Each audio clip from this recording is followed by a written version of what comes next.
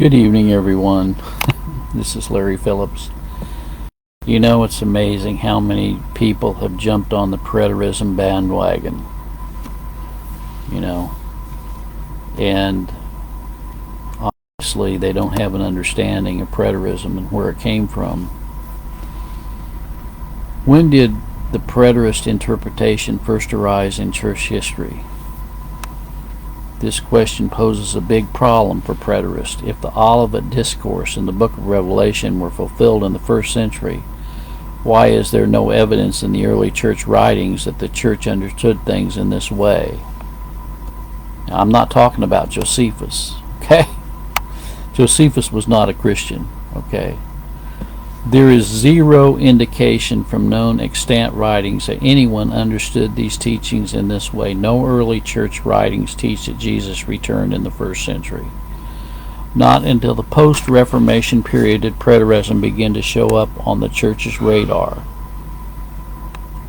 The first clear preterist was a Spanish Catholic Jesuit, Luis Alcazar, who lived from 1554 to 1613 in his investigation of the hidden sense of the apocalypse.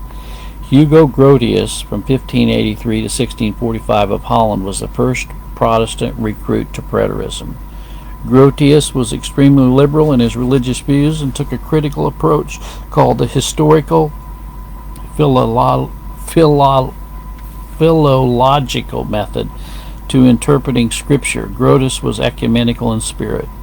He expressed a desire for the unity of the church and was willing to make such extensive concessions to restore union with Rome that he was accused of converting to Roman Catholicism. The reason for his approach was his desire as a Christian and a statesman to bring peace and unity to the world torn by religious wars. Henry Hammond, from 1605 to 1660, is called the father of English biblical criticism and first taught preterism in his paraphrase and annotations upon all the books of the New Testament. This volume, noted David Brady, contained a brave but lonely attempt to introduce the preterist interpretation of the book of Revelation to English soil. He followed Grotius closely and acknowledged his indebtedness in his matter to him. The preterist interpretation rarely appeared in Protestant scholarships until the 1880s. It gained a wide following among German liberals who did not believe the Bible contained predictive prophecy in the late 18th century. And I was on a fellowship call tonight, and all of those people believe the same thing. They did not believe that the Bible contains predictive prophecy for the late 18th century and for today, including the book of Revelation and the 24th chapter of Matthew.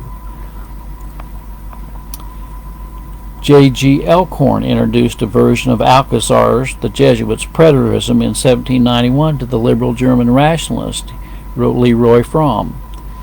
Soon he was joined by other rationalist scholars such as G.H. Ewald, 1875, G.C.F. Lukey, 1855, William D. Witt, 1849, Frank Delitzsch, 1890, and Julius Wellhausen, 1918.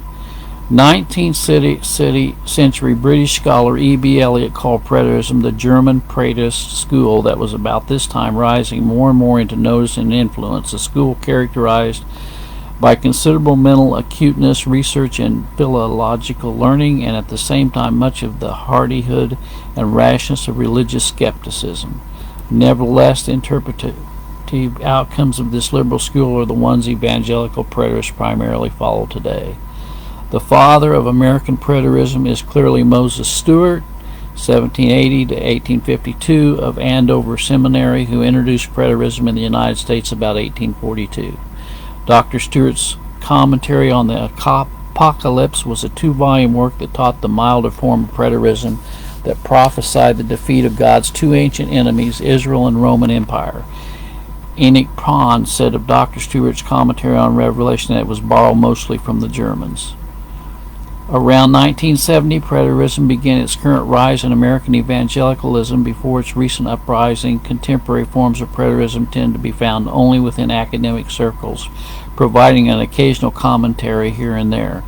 The preterist rise to more popular visibility likely began simultaneously within the ranks of the Churches of Christ, and as it received renewed attention within the Reformed tradition by the publishing of J. Adams' The Time Is at Hand, 1966, and J. Marcellus Kick's An Eschatology of Victory, 1971. However, the most significant impetus of the current rise of preterism has to be its widespread adoption and propagation by those within the Christian Reconstruction movement. Reconstructionist attraction to preterism appears to have been adopted by the late Dr. Greg Bahnsen and spread through him to many of his disciples, who in turn propagated it to others like R.C. Sproul. Well, all I can say is I do not believe that preterism is a biblical doctrine. It was propagated by the Spanish Catholic Jesuit Luis Alcazar to try to bring in the ecumenical movement and the watering down and the acceptance of the Roman Catholic Church into evangelical churches. May the good Lord be with you today, and this is my answer to the false doctrine of preterism. I've never been a 70 AD denier, but I am not a preterist. I do not believe that. I do believe that the Bible is relevant today for prophetic understanding of our times that we're living in, including the book of Revelation and the 24th chapter of Matthew and all the parallel chapters in the other Gospels. God bless.